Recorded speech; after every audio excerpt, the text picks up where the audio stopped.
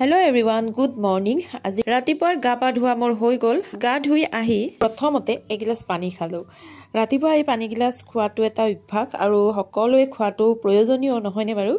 আৰু এতিয়া পাকঘৰলৈ গলো আৰু আজি যেতুকে ৰবিবাৰ সেই কাৰণে ভাবিছো ৰুটি খাম আৰু ৰঙালাও ইতিমধ্যে মোৰ ভজা হৈ গৈছে। এতিয়া ৰুটি কেইখন হেকি আছো আৰু ৰুটি বনোৱা হলে ৰাতিপুৱাৰ ব্ৰেকফাষ্ট গ্ৰহণ কৰিম। আৰু আজি অকমান দেৰিয়ে হল যেনিবা যি নহক মোৰ একদম হৈ গল গটেইখিনি ৰেডি।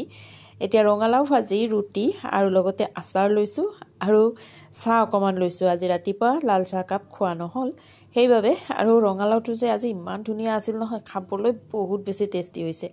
আৰু গটেইকেইটাই একেলগে ৰাতিপুৱাৰ ব্ৰেকফাষ্ট কৰি ললো। তাৰ পিছত এখেতে গল বজাৰ কৰিবলৈ। আজি যেহেতুকে ৰবিবাৰ গতিকে কিবা বিটো বিশেষ লাগিবই নহয়নে বাৰু? বিশেষ আৰু কি বেলেগ, হয়তো চিকেন নহলেতো মাছ কিবা এটা আনিব আৰু বিশেষকৈ আমি ৰবিবাৰে চিকেনে খাওঁ। আৰু এয়া আমাৰ বজাৰ আহি পালে। এতিয়া দুপৰীয়া সাজ বনাবৰ কাৰণে পাকঘৰলৈ গলো। আলু পিয়াজখিনি প্ৰথমতে ঠিক কৰি ললো আৰু আজি ভাবিছো চিকেন পকৰা বনাম অকমান আৰু চিকেনৰে এখন কাৰিও বনাম।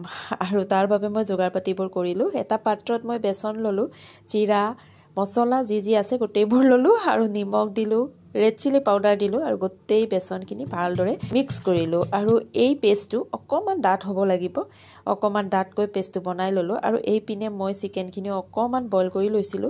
এতিয়া গোটেইবোৰ আৰু এইফালে এইখিনি যে দেখিছে এইখিনি হৈছে বিস্কুটৰ গুড়ি।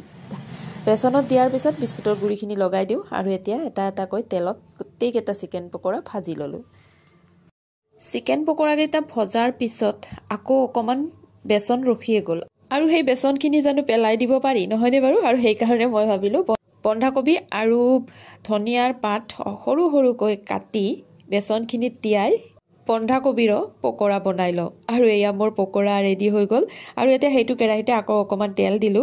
এইবাৰ মই তাত পাঁচফোৰণ দিলো, শুকান জলকীয়া 2টা দিলো, তেজপাত টুখিলা দিলো আৰু এতিয়া সানি থোৱা মাংসখিনিও তেলখিনিত দি দিলো আৰু অকমান সময় লৰাই দি ঢাকনিখন লগাই অকমান সময়ৰ কাৰণে সিজিবলৈ দিলো।